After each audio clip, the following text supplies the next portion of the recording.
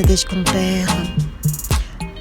Si vous êtes sur cette chaîne, allez, je vais te tutoyer parce qu'en ce moment je tutoie tout le monde, autant que je peux.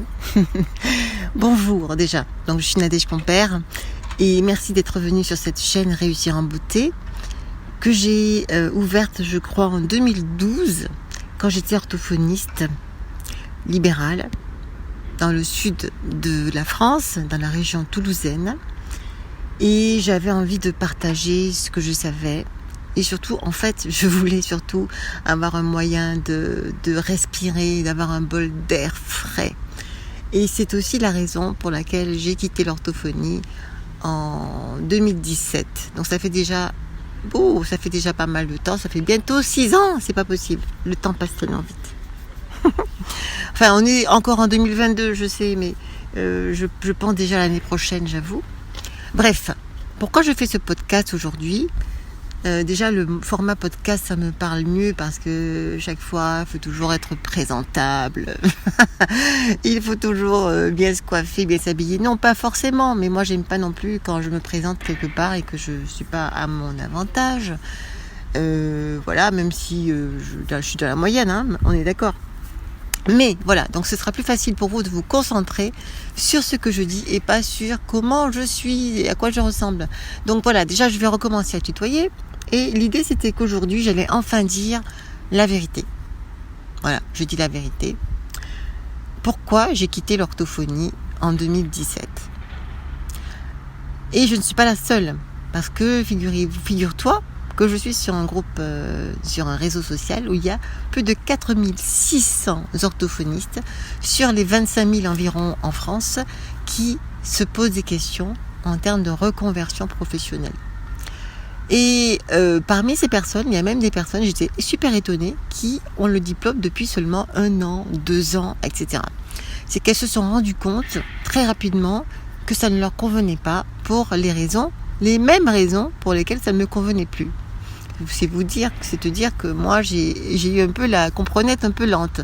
Mais c'est pas vrai ce que je dis non plus. Parce que moi j'étais convaincue que je devais être orthophoniste. Ah, c'est rigolo. J'étais convaincue que je devais être orthophoniste à l'âge de 14 ans. Et j'ai raconté cette histoire dans mon livre Les secrets de la réussite scolaire. Quand j'avais 14 ans, ma mère avait recueilli un enfant de la DAS. Sa mère était à la DAS, je ne sais plus pour quelle raison, et l'enfant nous avait été confié. Et cet enfant souffrait d'un zozotement. D'ailleurs, tu verras que j'ai une vidéo assez vue aussi sur cette chaîne, sur le zozotement. Il y a une aussi sur le zézément. Et à 14 ans, justement, je ne connaissais rien de l'orthophonie. J'ai eu spontanément l'idée de le mettre devant un miroir. Je me suis mise derrière lui, comme une orthophoniste, maintenant je le sais. Et je lui ai montré où ça se passait, etc. etc. Et quelques jours plus tard, c'est ce que j'ai raconté dans mon livre aussi, Les secrets de la réussite scolaire, que j'ai publié en 2009 au passage. Et quelques jours plus tard, à la télévision, qu'est-ce que je vois ? Une dame devant un miroir avec un enfant. Et là, ça a été la révélation, c'était mon métier, j'avais la vocation née, comme on dit.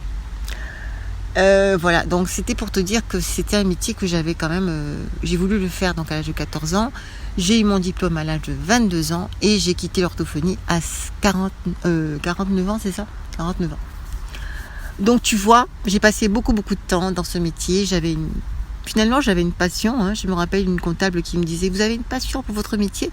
Rien qu'en voyant mes factures, parce que je passais beaucoup de temps à faire des formations. J'achetais beaucoup de livres de formation, de développement personnel. Tout ça parce que je voulais comprendre. Tiens, tu vois, je savais pas que j'avais encore cette émotion en pensant à mon métier que j'ai quitté. Et en fait, je l'ai quitté parce que justement, il y avait ce que je vais te dire aujourd'hui. Pourquoi toutes les orthophonistes là, sur le groupe, elles en ont marre ? Parce que pourquoi on fait ce travail ? Parce qu'on a envie d'aider les gens, on a envie de se rendre utile. On a envie de mettre notre savoir au service des autres. Enfin, en tout cas, moi, c'était mon cas. Et c'est le cas de toutes les personnes que j'ai lues dans le groupe. Et voilà ce qui se passe. Il se passe que les gens, la plupart des gens, surtout en tout cas dans notre cas, ils sont assez exigeants. Ils viennent, on est maltraités souvent. Les gens ne sont pas ils sont pas très contents de venir chez l'orthophoniste. Ça, c'est un fait aussi. C'est pas du tout comme si on allait au restaurant ou au spectacle, pas du tout. C'est normal, hein. Donc quand on va chez l'orthophoniste, déjà, c'est qu'on vous a dit que vous aviez un problème. Et ça, déjà, rien que dans l'état d'esprit, le collectif, c'est pas très plaisant. Donc on prend le temps d'y aller, on fait des bilans, on va chez les médecins. Ça, en général, on n'aime pas trop non plus aller chez les médecins. Et en plus, on vous annonce que vous allez aller chez l'orthophoniste, que vous avez tel ou tel problème, telle difficulté. Donc déjà, à la base, on n'est pas les personnes les plus accueillies dans la tête des gens, déjà. Ils sont contents quand on soit gentil, hein, quand on est gentil. Mais tout ce qu'ils veulent, en fait, c'est qu'on répare leurs problèmes. On est d'accord. Et la plupart des gens, quand même, bon, c'est vrai qu'il y en a qui sont gentils, hein, j'ai pas dit le contraire, mais les gens, ils viennent juste pour qu'on leur fixe, comme on dit en anglais, un problème, et après, ils s'en fichent une fois que c'est fait. Moi, j'en ai même eu de plus en plus, à la fin, ils venaient avec leur carte, ils venaient pour avoir un bilan, et même, ils vous payent pas, tout simplement. Donc c'est vrai qu'il y a beaucoup de problèmes. Je vais pas tous les raconter parce que justement je voulais pas les raconter d'il y a 5 ans parce que comme j'ai fait du coaching sur les principes du succès, que un des principes du succès c'est d'arrêter de se plaindre. Je m'étais dit je vais pas parler de ce qui va pas, mais en fait je crois qu'il faut quand même en parler. Parce que ça fait fuir des personnes qui sont faites pour travailler, ça fait fuir des personnes qui sont faites pour aider, et juste parce qu'elles sont maltraitées, parce que les gens ont une mauvaise habitude, qui sont mal éduquées tout simplement aussi. Il y a des personnes qui ne travaillent pas, qui ne font pas ce pourquoi elles sont faites, voilà. Et je parle même pas de moi, je parle d'autres personnes. Nous, on veut juste faire notre travail, on veut être respecté, on veut être bien payé pour ce qu'on fait, parce qu'on éduque les enfants, on éduque les parents, on fait quelque chose de bien. Et on veut qu'on nous regarde avec respect, bienveillance, et qu'on nous dise merci. C'est pas compliqué de dire merci à quelqu'un qui a bien fait son travail, qui a essayé de bien faire son travail, qui a passé du temps à écrire, à s'occuper de vos enfants, alors que vous ne le faites pas. Désolée, hein. Alors une autre chose, oui, parce que je suis en train d'écouter pas un coach, mais c'est un mentor, c'est un millionnaire américain. Et lui aussi, c'est pour ça que j'ai fait ça d'ailleurs, que j'ai commencé ça aujourd'hui. Lui, il appelait ça un rant, c'est un coup de gueule. Il fait pas toujours des coups de gueule, mais il se permet justement d'avoir de temps en temps des coups de gueule dans son podcast. Et je me suis dit que c'était finalement assez hypocrite de ma part de ne pas avouer qu'il y a des choses qui vont pas. Donc quand il y a des choses qui ne vont pas, il faut aussi des fois les mettre sur la table, pouvoir les remplacer et les réparer. Et c'est ce que j'essaie de faire aujourd'hui, c'est de vous dire, s'il y a des queues pour aller chez l'orthophoniste, il y a 2 raisons.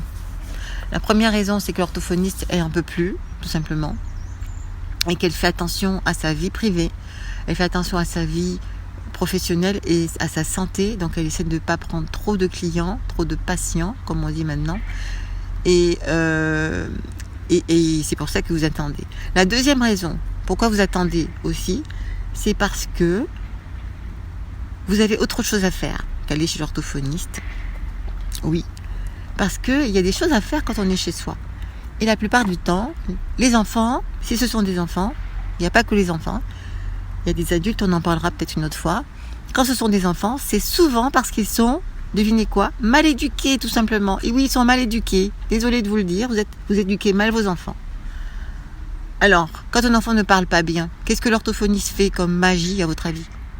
La magie, c'est qu'elle va éduquer votre enfant.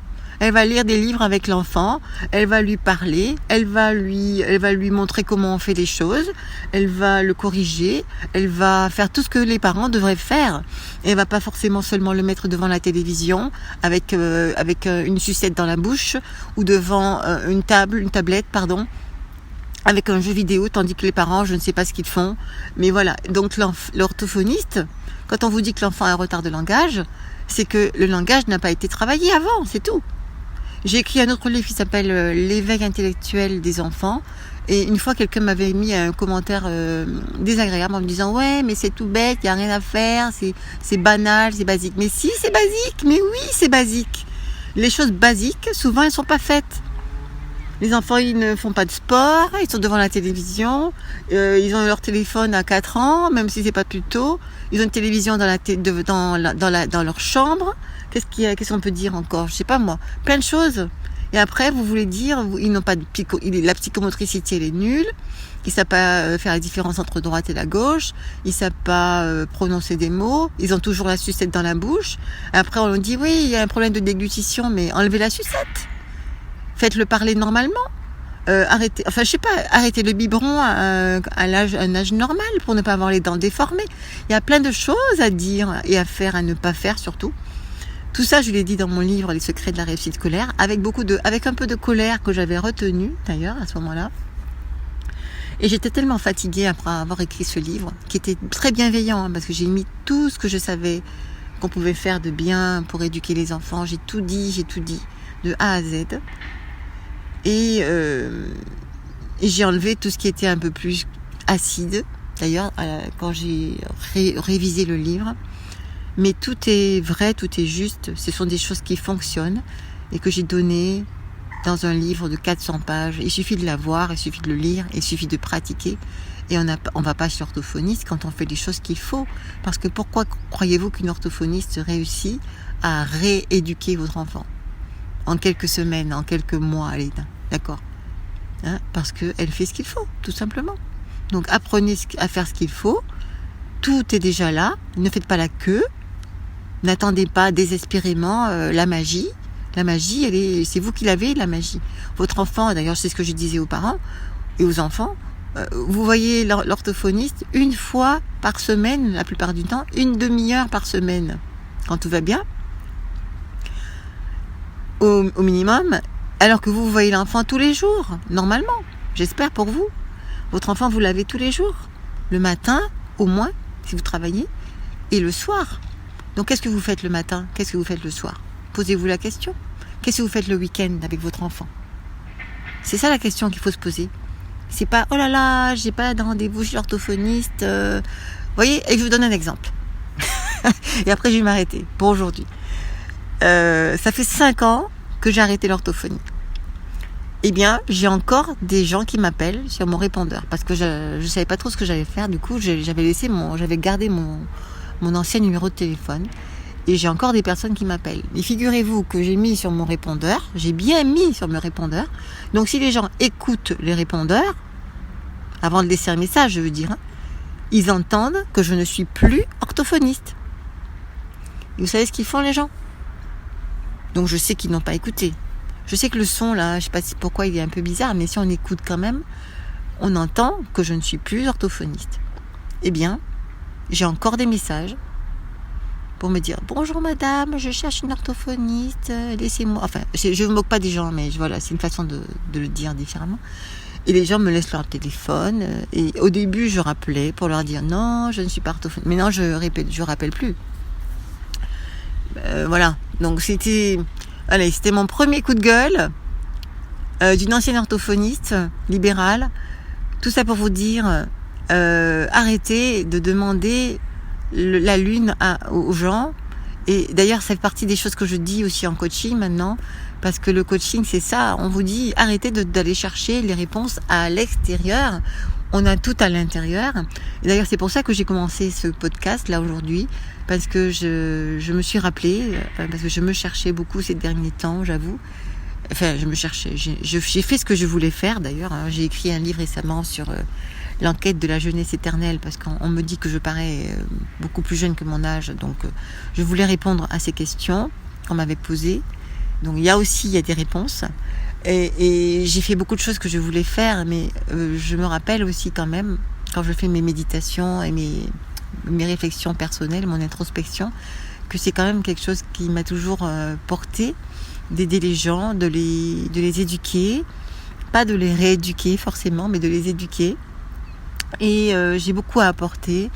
Et je voulais quand même vous dire que la première chose à faire pour s'éduquer, pour se rééduquer, c'est de commencer à se poser les bonnes questions et à chercher les solutions en soi-même et ne pas toujours attendre la réponse de la part des autres, que ce soit les voyants, les cartomanciens, les astrologues ou les orthophonistes. Et voilà, donc je vous souhaite une très bonne journée, une excellente semaine et avant la semaine prochaine, un excellent week-end du 15 août. Je sais pas ce que c'est, alors les astrologues, les gens ils parlent de la lune, de tout. Mais quels que soient les jours, nous avons le même nombre d'heures, le même nombre de secondes. Nous avons toujours notre tête, notre esprit, notre intelligence, la façon de se questionner, on peut le faire. Et je vous invite aussi, si ça vous plaît, ma nouvelle façon de m'exprimer. Ça c'est la vraie Nadège, hein, sachez-le quand même. Je suis pas une vraie personne douce. Je suis pas tout le temps douce. Il y a plein de choses qui me révoltent aussi, des choses que je n'aime pas voir et que j'ai envie de voir changer. Et il faut dire les choses pour que les choses changent. On dit aussi, changez la manière dont vous regardez les choses et les choses que vous regardez changeront.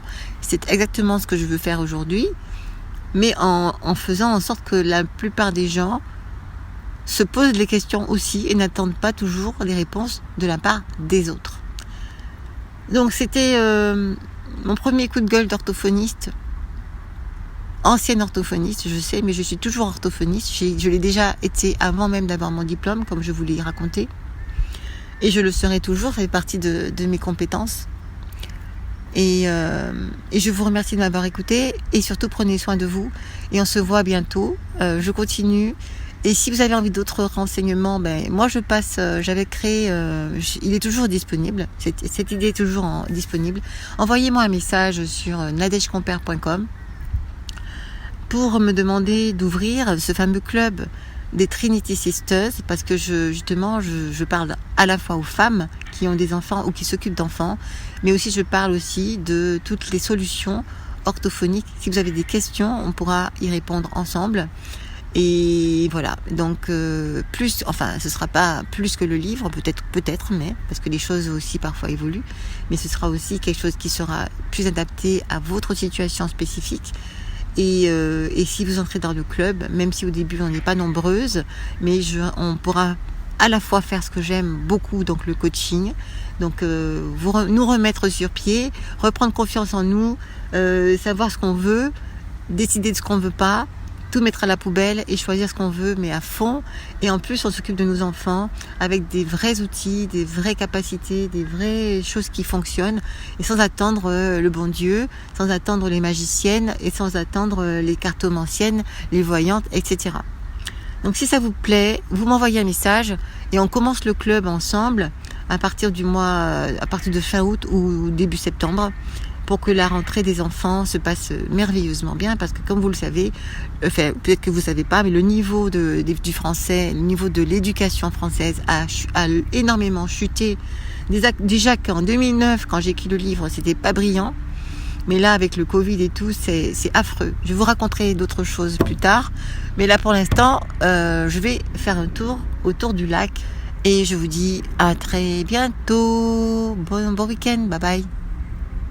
Et n'oubliez pas de liker, de commenter, de partager, parce que c'est très important maintenant que les gens sachent qu'il faut se reprendre en main maintenant. Parce que c'est pas la France, c'est pas le gouvernement qui va vous aider, parce que on va pas parler de ça en direct ni en public, mais il y a plein de choses qui se font et qui ne se font pas.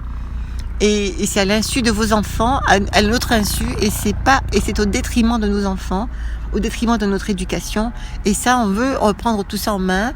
On veut que les enfants soient bien éduqués, on veut que les enfants soient heureux, qu'ils soient joyeux, et pas que les enfants d'ailleurs.